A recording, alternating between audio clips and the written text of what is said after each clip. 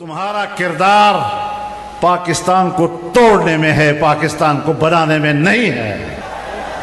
सन 1971 में 90,000 से ज्यादा फौजी एक हिंदू के सामने सरनगू हुए।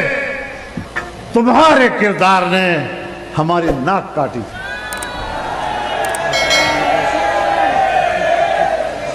तुम्हारे किरदार ने कौम के सिरों पर जिल्लत और रुसवाई का टोकरा रखा था। हम भी आपको जानते हैं और आप भी हमें जानते हैं। और तुम अगर वर्दी पहनकर मुझ पर कोई रौब डालने की कोशिश करते हो तो मैं आपको बताना चाहता हूं कि तुम सारे मिलकर भी मेरे जिस्म पर रूह तक नहीं रेंगती।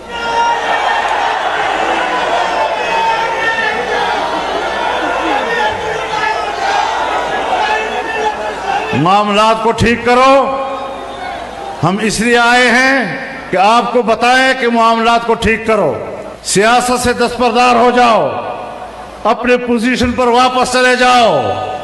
और मैं ये भी आज आपकी ताईद से कहना चाहता हूं, आपकी ताईद से कहना चाहता हूं कि आपको कबायली इलाकों से निकलना होगा। ऑपरेशनों के नाम पर हमें अपनी खैरख्वाहियां मत दिखाओ। तुमने 2010 से ऑपरेशन शुरू किए, आज 2024 है। 14-15 साल हो गए। हमें अमन देने के नाम पर कबाइल को तबाह बर्बाद कर दिया, कबाइलों की इज्जतों को तबाह बर्बाद कर दिया। कबाइल के शमले तुमने गिरा दिए, कबाइल की पगड़ियां तुमने उछाल दी। ये तो जमीयत उलमा इस्लाम थी जिसने कबाइल का जरगा बनाकर, कबाइल का नुमाइंदा बनकर अपना मौक़िफ़ दिया था। और हमारा गुनाह यही था कि आपने जब पीपल्स पार्टी की हुकूमत थी 2008 के बाद, आपने कबायली इलाकों में ऑपरेशन का फैसला किया और मैंने कहा कि यह हिकमत अमली ठीक नहीं है। मेरा यही गुनाह था। और अगर मेरी राय गलत थी तो फिर आज तक दहशतगर्दी खत्म क्यों नहीं हुई? फिर आज तक दहशतगर्द क्यों मौजूद हैं? तुमने अफगानिस्तान की सरहद पे बाढ़ लगाया। खुद बाजवा साहब ने मुझे कहा कि अब हमने बाढ़ लगा दिया है, कोई शख्स न उधर जा सकेगा न इधर आ सकेगा।